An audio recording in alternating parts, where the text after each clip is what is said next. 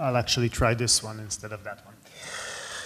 So I'd like to thank the organizers, especially Ilya, for generating such a great conference in these challenging times, and the funders. And forget about the long headline.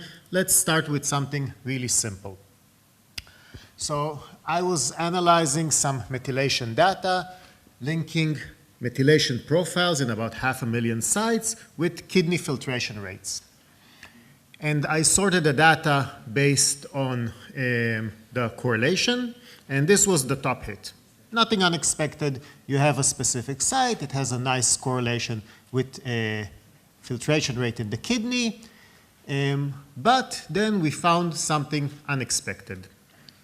Looking at the distribution of methylation throughout tissues in the body, we saw that actually this site is methylated in almost all tissues, except kidney, where it has moderate levels of methylation. At which point, I didn't see many sites that look like this. I asked, is this a coincidence? Did I just happen to pick a site that looks like this, or is this a general trend? So we went to the Chinese National Epigenome database, and we analyzed, this is from thousands of individuals, 30 tissue types. We identified all samples, all methylation sites that look like this.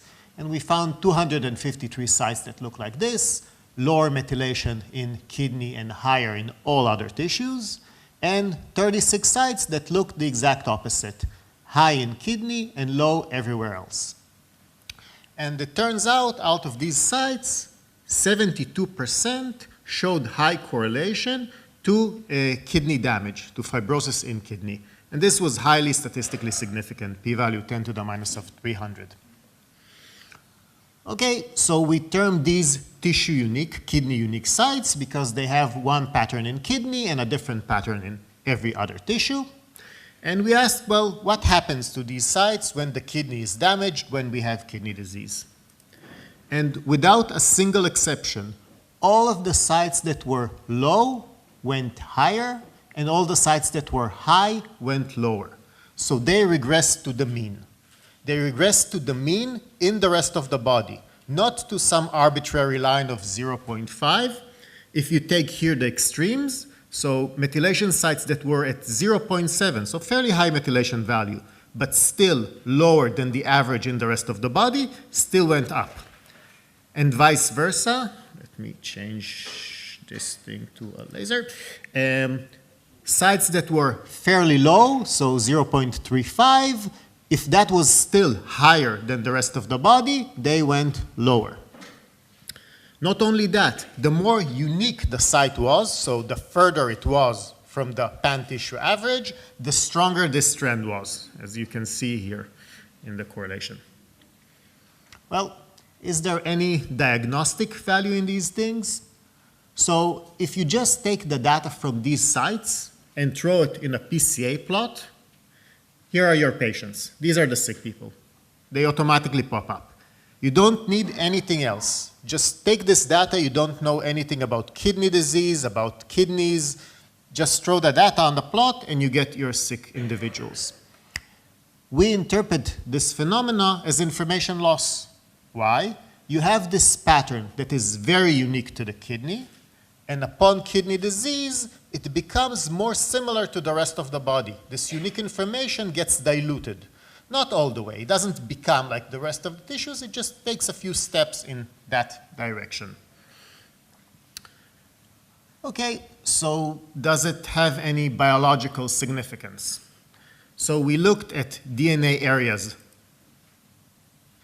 If the slide will change, I would look at them. Surrounding these sites, and we saw very strong enrichments in the up and in the down, different transcription factors, and these are transcription factors that are known to be involved in regulating kidney tissue and to be involved in kidney disease, in renal diseases. Not only that, genes associated with these methylation sites also show differential expression between controls and patients with kidney disease. So this looks to be biologically significant. well, okay, is this just a weird kidney thing, or is this something global that affects other tissues as well? So we took the same huge data set and decided to identify all tissue unique sites. We relaxed the criteria a bit. If you get 100%, you're probably too stringent. And we required that the 15th percentile in the tissue we care about has at least 0.1 difference in beta values from the nearest 5% of all other tissues. And this is a fairly stringent criteria. You can see one example here. And across multiple tissues, some have many such sites, some have none. The one that I'm not showing here and I won't talk about is placenta, that actually has more sites than all other tissues combined. But as you can see, in cartilage, in brain, in colon, in liver, we see thousands of such sites. Are they functionally important? So if we run Homer to detect transcription factors binding these unique sites, we can see that different tissues, they're all enriched for transcription factors, but each one has a unique signature of transcription factors binding these unique sites. Okay, so let's see if this is relevant for other diseases. We took a big data set of liver diseases, and I'm clustering here all diseases. We did not separate them, but these are your usual suspects, non-alcoholic and others. And one of the nice things about this data set that in addition to liver samples from people with liver disease and healthy controls, we also had adipose samples from the same individuals. And now, if we look at the sites, oh, and I forgot to mention the most important thing, the color scheme. So if it's low here, it's blue. If it's higher, it's red, okay? We keep this color scheme throughout this talk. So the blue ones, the ones that are low in the tissue, almost all of them had a positive correlation with liver disease. The unique ones that were high, that's the red ones, almost all of them had a negative correlation with liver disease. And almost none of them had no correlation with liver disease. So without knowing anything about liver or liver diseases, I can pick thousands of sites, and all of them are going to correlate to the disease. And by looking at the methylation pattern, I can tell you which direction the correlation is going. But this is only true in liver. If I take the same sites in the same people and I look in adipose tissue, that's what I get here on the x-axis. I get a smooth distribution across 0, here and here. Nothing special, no two clouds. So information is lost, but it is only lost in the sick organ. Other organs are not affected, or at least adipose in this case. Okay, so we have epigenetic information loss in disease. What about stress? We heard a nice talk about skin earlier, and in the skin you have the upper layer, the epidermis, and the lower layer, the dermis. And upon exposure to the sun, that is a form of stress that is highly related to aging. It's even called photoaging. If we take these unique sites and we do the same PCA, we can see a clear separation between the dermis, here with X's, and the epidermis in circles, and between sun-exposed, here in red, and sun-protected, here in blue. But the separation is nice only in the epidermis, which is the part of the skin that does the photoaging. The effect on the dermis are much more minor. And if we take controls, so some of the controls like random sites, sites with high standard deviation or low standard deviation, some of them can distinguish dermis from epidermis, but they do not distinguish sun-exposed from sun-protected. So stress here causes the same phenomena, information loss in the skin. So this is just a chart to explain how we should read the next one. So we're keeping the same color scheme, red and blue, and we're looking at the difference between a healthy tissue and a sick tissue. And if the red is on top and the blue is on the bottom, this is the opposite of the correlation one. We get regression to the mean, what we called information loss. And if we get them mixed up, then there's nothing. And if we get the other one, they diverge away from the mean, and we don't know We don't expect it, and we won't know how to explain it. So in the liver, like you've seen previously, almost all red sites are above the line, almost blue sites are below the line. 99.6% of the sites went in the direction we expected, and we saw information loss. In the brain, if we look at autism, our negative control, this is not a health-associated disease. We don't expect to see anything like that. And indeed, the dots are scattered all over the place. We don't see a trend. If we look at type 2 diabetes in adipose tissue, VAT and SAT, the red ones are predominantly above the line, the blue ones are below the line, information loss. If we go to sun-exposed epidermis, like you've seen previously, most of the red dots are above the line, most of the blue dots are below the line, information loss.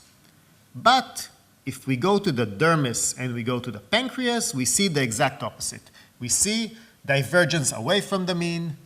I don't know how to explain this. We don't know what it means yet. We haven't been able to figure out why some tissues behave this way and some tissues behave that way. If you have a clue, please let me know. Okay, so what's the functional importance of these sites? So we took all the sites and we did a bunch of analyses, and the one that we like the most is if you take all of these sites and you look at 15 chromatin states, and you look here at about 100 tissue types and cell lines, you can see very strong enrichment only in one place where you have liver enhancers. So these sites, and these are specifically the blue, the low ones, are tissue-specific enhancers. These are enhancers, but they're only marked as enhancers in the liver. They're not marked as enhancers anywhere else. This is the functional importance of these sites, at least the ones that are marked as low. Well, what about aging? So we see the same phenomena in aging brains. We see strong information loss. In colon, we see a very, very strong trend. You can see here the unique sites. They alone enough to organize them according to the age of the samples. Here it's actually divergence. It's not information loss. It's two lines because it's actually sampled from two different sites in the colon, and that's actually has enough methylation information to separate them. And again, none of the controls are able to arrange them nicely by age, only this thing. And now we ask, okay, so when we age, some tissues may change, or in disease, change the cell composition. Is this reflecting changes in cell composition, as some of the epigenetic clocks show, or do the cells inside of themselves change? Is it within or of cell populations, or both? So in the brain, if we look at tissues, at the tissue in bulk, we see information loss. If we look at FACS-sorted samples, we see in neurons information loss, but in glia, we see divergence. So it's not only changes of the tissue, it's also changes of cells within that tissue. And we also see this in CD4 cells with age, where we see very, very strong regression to the mean with age. And in cells grown in culture, I'm not showing it here, but we also see the same phenomena. So this happens not only by changes of cell population, but within the cells. So Nir Barzilai and others have asked, is aging a disease? And I think if we look at this data from the information theory of aging standpoint, the theory that posits that information loss, and specifically epigenetic information loss, is a big driver of aging, the resounding answer is yes. But I think here we need to invert the question. This is the wrong question. Multiple diseases are actually organ-specific manifestations of aging. So kidney disease is an old kidney. Liver disease is an old liver. This isn't universal. Autism is not an old brain. But for some diseases, especially those that we see go up exponentially with age, this is the way we want to look at it. And to summarize, we show strong support for the epigenetic information theory of aging. Epigenetic information loss happens in an organ-specific manner for multiple but not all diseases. From the information loss standpoint, aging is a disease, and we can diagnose multiple diseases from methylation patterns alone without any other knowledge of the disease. We also have an hypothesis, and we haven't said here anything about causality, and causality is very challenging with methylation, but we do hypothesize, and we'll need to prove it, that closure of tissue-specific enhancers drives the smoothing of the epigenome and drives aging and disease. And with that, I'd like to thank the people who did the work, predominantly my talented postdoc Naor, and all other members of the lab, and the funding agencies, and you for listening, and I'll be happy to take questions.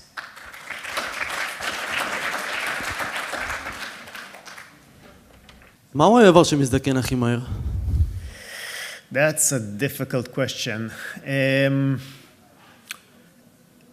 It's really individual. And the studies show that different people have organs at different ages. For many of us, the first thing to fail is the cardiovascular system.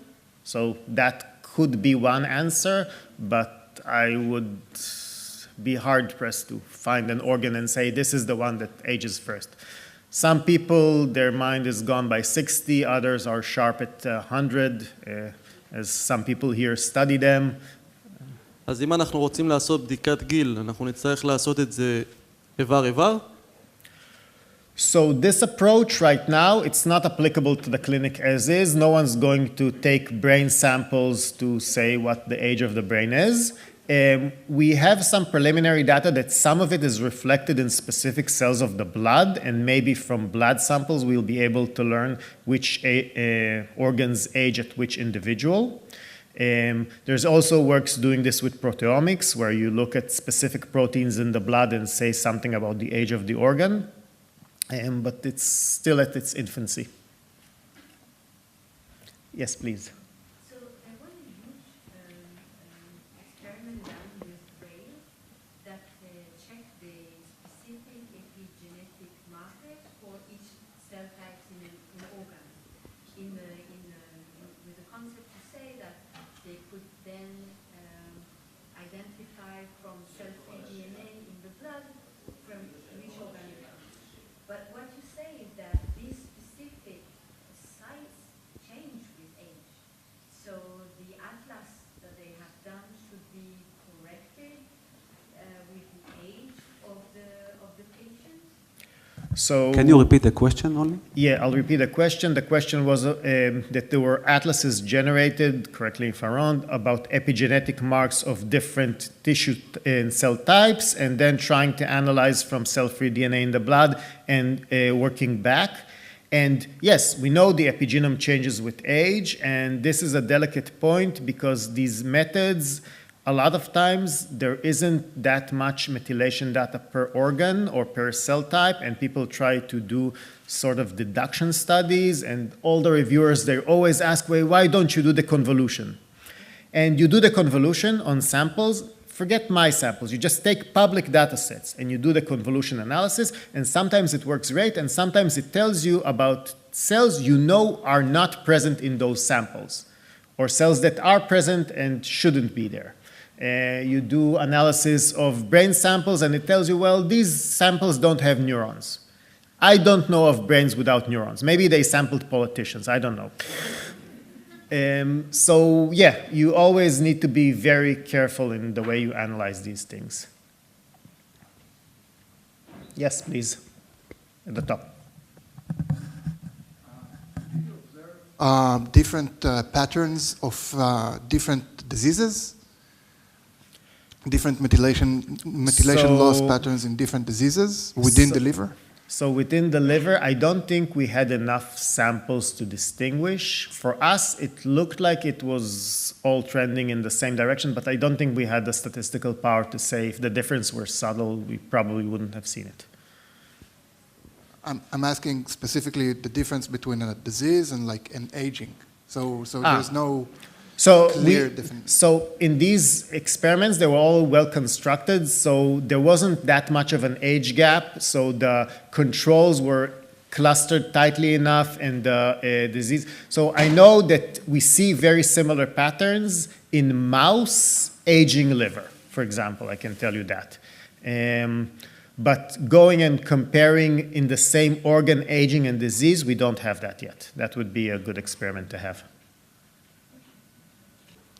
Was there any thought given to looking at the mutational signatures involved in these specific tissues, right? There's been work that's been done that's kind of shown that, you know, each tissue is under some unique stresses and exposed to unique things, and how that might also affect the patterns that you're looking at.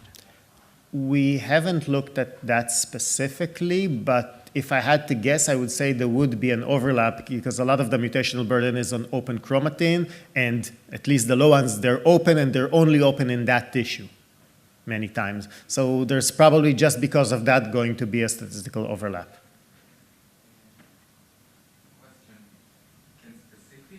Can you use the mic so they'll hear you at home? Can specific proteins like tau or maybe atherosclerotic plaque drive specific epigenetic changes that you found correlations for? Probably yes. So it won't be a single loci, it will be a few. But yes, if you deregulate transcription factors or the machinery around it, because the relation between methylation and expression sometimes is bidirectional. So I would expect yes.